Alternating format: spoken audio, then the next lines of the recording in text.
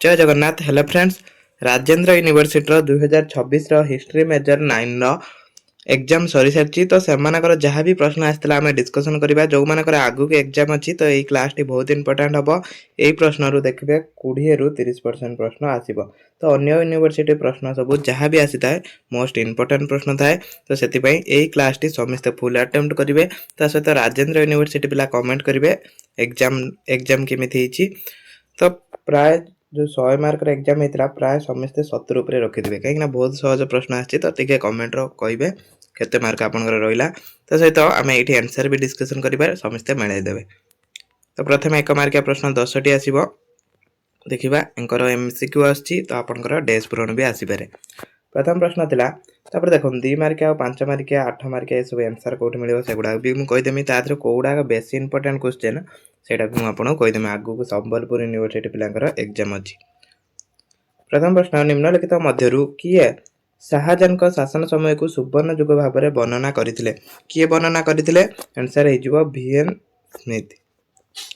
तापरे सरंजाम कौन थिला तो ये भूमिदान थिला सरंजाम कौन थिला सरंजाम भूमिदान थिला।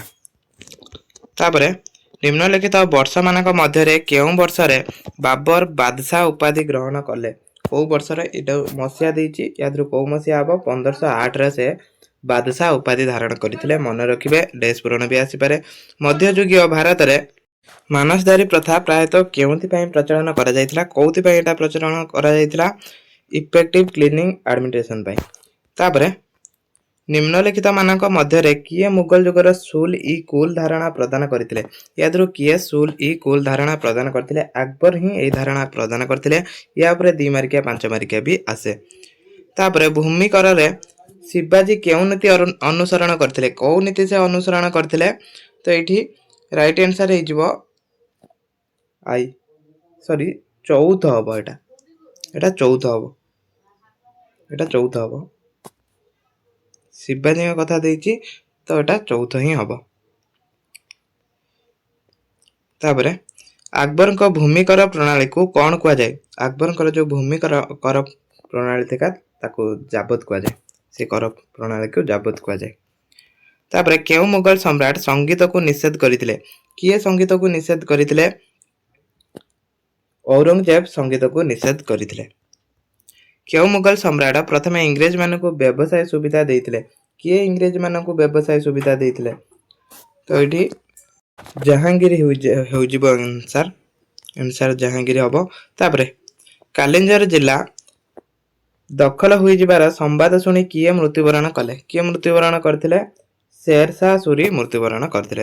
ये पार्ट 2 रपणकर 2 मार्किया प्रश्न आसो तो प्रथम पार्ट 2 करदे क्वेश्चन नंबर ये 2 देवे ए देकी एनएस लिखिकी आंसर समस्ते लिखे तो 50 शब्द आंसर लिखे कहीं भी बेसी लिखे तो 9टी प्रश्न आसो 9टी आंसर करा पड़ो तो ये सब गुरुत्वपूर्ण प्रश्न ये सब प्रश्न बारंबार पचारे। तो देखो प्रश्न कौन आसला आम डिस्कस करवा। प्रथम प्रश्न मुगल कालीन साम्राज्यर 2टी गुरुत्वपूर्ण व्यावसायिक सहर नाम लेख मात्र 2टी व्यावसायिक सहर नाम लिखे। हलदीघाटी युद्ध परिणाम कौन कौन तार परिणाम होता से विषय लिखे। हुमायून को शासन काल में निर्मित 2टी स्मारक लेख हुमायून शासन काल में लिखे। ये अकबर औरंगजेब शाहजहां ये भी आसीपे। मुगल मानक आगमन पूर्व 2टी हिंदू राज्यर नाम लेख। तापरे दक्षिण बाहामनी साम्राज्य क्यों क्यों राज्य में विभक्त है तो सीटा लिखे। क्यों व्यवसायी माने सेत भोरा मुदी भाव में परिचित थे।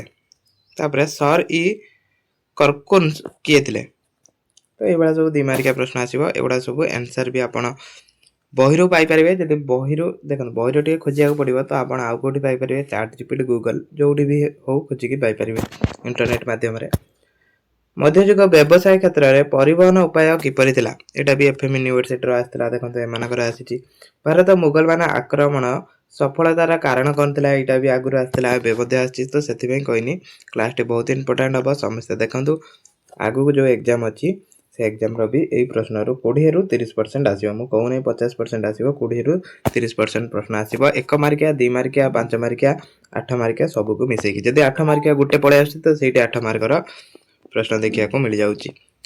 देखो तापर आसो 5 मार्किया प्रश्न 10टी किंतु 8टी करा पड़ो 250 शब्दर उत्तर दबा। तो टिप्पणी लिखा ये जहाँ भी प्रश्न अच्छी लगे टिप्पणी लिखा। कौन प्रश्न आसाला दिल्ली रे लोधी शासन जो शेष शासन थिला सुल्तान शासन शेष राजवंश थिला लोधी वंश। तो से शासन करते केते जाए 1526 जाए।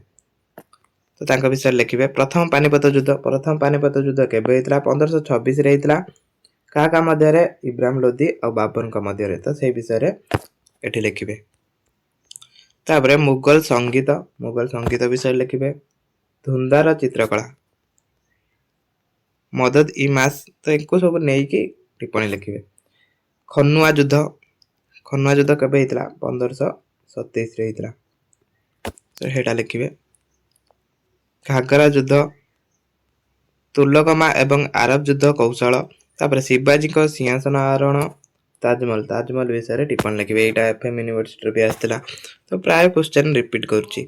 एटी जेमिति पानीपत युद्ध उपर आस्थिला खनुआ युद्ध उपर सेमानकर पड़थिला। तो एठी आसीची आउ कोन आसी तो से प्रश्न को भी डिस्कशन करिकी जिबे। तापरे पार्ट आईबी देखो आउरी पूर्वरु मध्ये अनेक पेपर 9 नो क्वेश्चन पेपर डिस्कशन हेची। तो ताको जाकी भी देखिबे से क्लास। देखो एटा लास्ट आसीबो 5 मार्किया प्रश्न 8 मार्किया प्रश्न 5टी आसीबो आपण 4टी करिवे। तो प्रश्न कोन थिला देखो मुगल का पूर्वरु भारतर राजनैतिक परिस्थिति संक्षिप्त भाव में आलोचना कर। एटा भी आसिला एफएम यूनिवर्सिटी रो। तापर शेरशाह सूरी शासन काल में करिथिबा प्रशासनिक परिवर्तन गुड़िक विस्तृत भाव में वर्णना कर। ये आंसर सब भी आपण चैट जीपीटी गूगल आ बहिरू भी खोजिकी पाई परिबे। मुगल शासक मानक जबती लागू करने प्रधान उद्देश्य गुड़िक व्याख्या कर। तापर छत्रपति शिवाजी द्वारा करा जायथिबा प्रशासनिक परिवर्तन एवं से गुड़िकर मराठा राज्यर कार्यकुशलता प्रभाव विषय आलोचना कर।